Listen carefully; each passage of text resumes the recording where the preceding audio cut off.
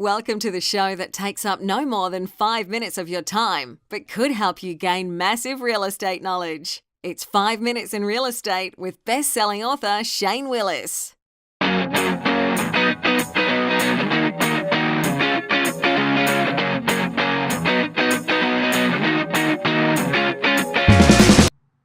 What's going on, Facebook?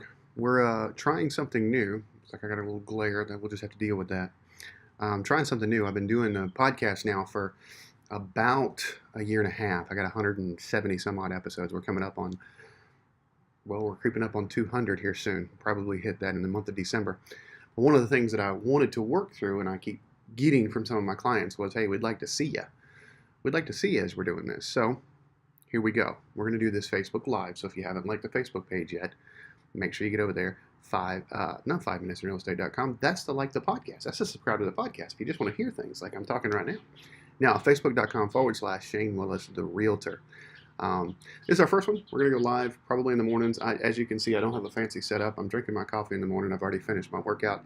And this is normally when I record the podcast. So we're just going to start doing it live on video.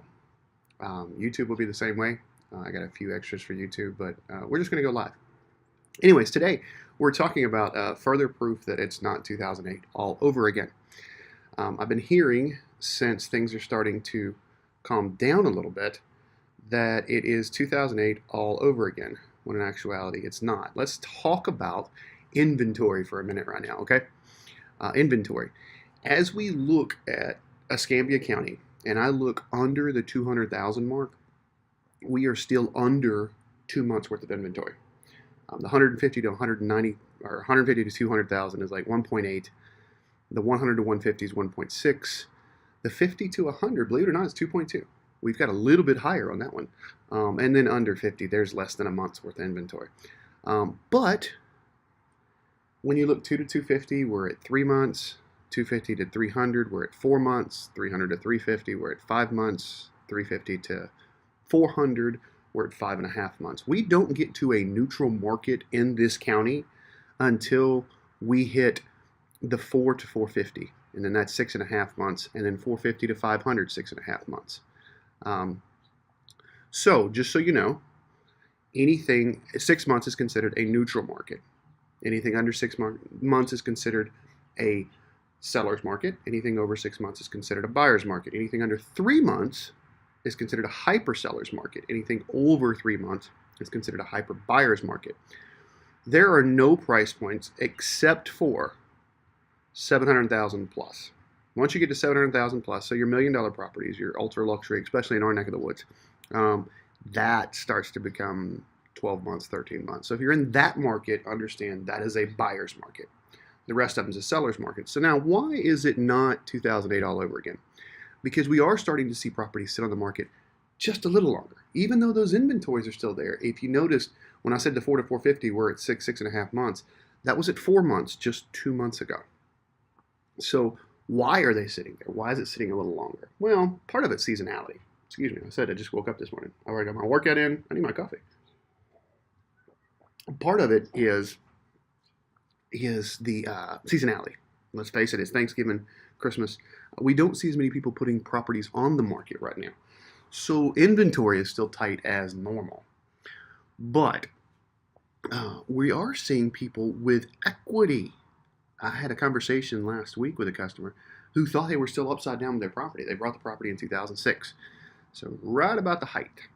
Okay, right about the height of the last market. And they thought for sure they were still upside down. Come to find out they're not. This is post 2006. Yes, did they go down? Did they go underwater? Sure they did. They paid too much for it in 2006. And I say pay too much for it. They paid market for it at that point. But it went down. The market actually changed. Now, not only have they made it back to 2006, but they have surpassed. And guess what? They're 12 going on 13 years in their mortgage as well.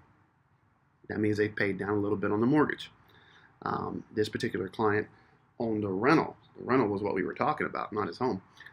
So it wasn't him paying down the mortgage. It was his tenants paying down the mortgage. He's no longer upside down that property. And he was looking at a different property, so he was wanting to find out if he had any equity there to maybe sell and transfer into a different property. And we're reviewing that for him. But in 2008, lending was still huge, right? It was easy. My wife used to joke that all you had to do was put a mirror under someone's nose, and if it fogged, you qualified. It really did. They really were that way. So we're not seeing that now. We're not seeing that now. Instead, that pendulum swung a little too far tight to where it was a little too difficult to get a loan.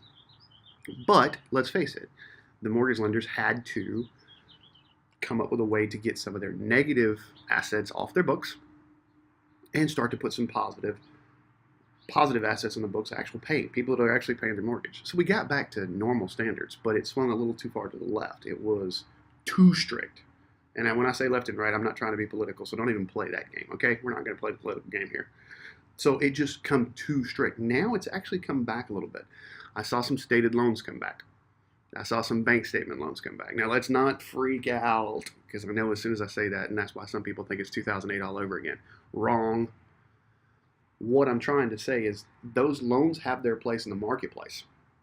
A bank statement loan absolutely has its place in the marketplace. What does that mean? That means that you don't provide your tax returns. Instead, you provide 2 months bank statements, 12 months bank statements, 24 months bank statements. And the bank bases your income based off of your deposits for the last 2 years. Well, that makes all kinds of sense, especially for business owners. Business owners, a lot of times they write off a lot of stuff.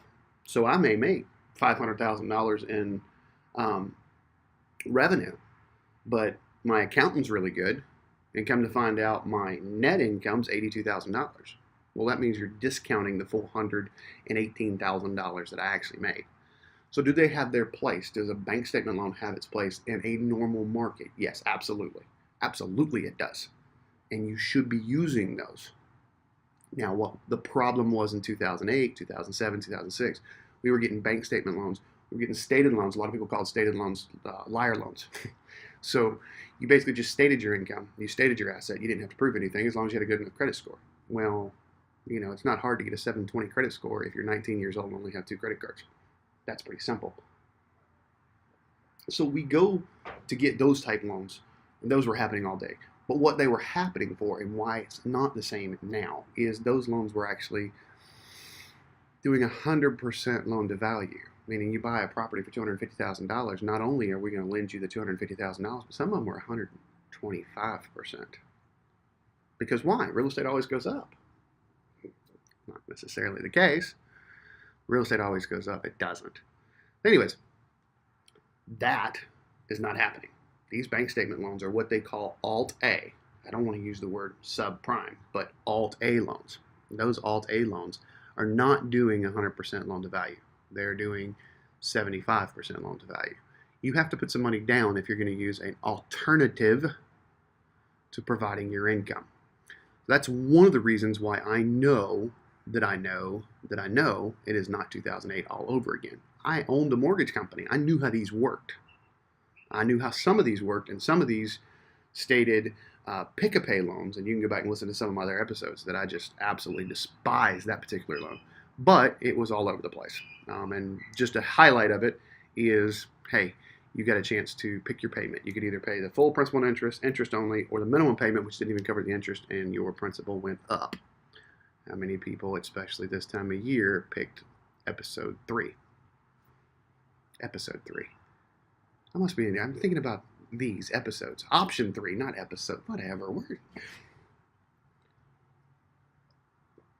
All right, so I was looking, and I got this, and I'm putting this up in the show notes. So if you get over to the blog, I'll put this up in the comment section of this Facebook Live video too.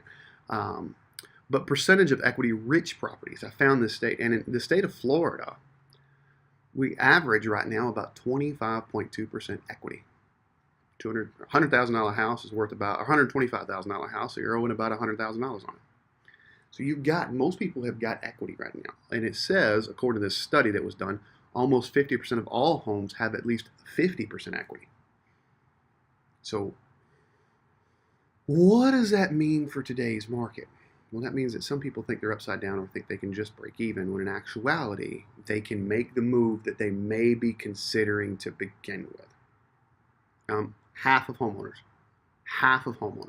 actually are positive equity. So if you know someone or if you've been kicking it around, hey, why don't we chat about it? I've had some good conversations the last couple of days with people that had no idea they were positive equity, and now things change. We're starting to kick into the holidays, and 2019 is coming up soon, and some people are going, I would have moved if I would have known that. Well, maybe now is the time to kick that around, whether it's upsizing, downsizing, side sizing, whatever. I know some people I've talked to have 4 and 5 bedroom houses, and now they're empty nesters, and they're like, well, you know what, one of those condos down there towards the water sounded pretty good right now. I imagine so. And then I've also seen some 2-bedroom people going, listen, we just found out we're pregnant with twins. That 2-bedroom is probably not going to work anymore. Anyways, it is not 2008. I've got all kinds of data sitting over on the website, and I'll put up some of it in the notes here. So like I said, this is we're going to try this whole Facebook Live thing, and I'm going to have to actually stand up and turn the camera off just because of where it's at. I'm not getting the fancy lights. I'm not getting all that stuff. I'm just going to be me. But here's that. If you haven't subscribed to the podcast, get over to 5minutesinrealestate.com. That's 5minutesinrealestate.com. Also, again, the Facebook, we're going live on all these. So facebook.com/Shane Willis, the Realtor. I think that's it for today. Have a great weekend.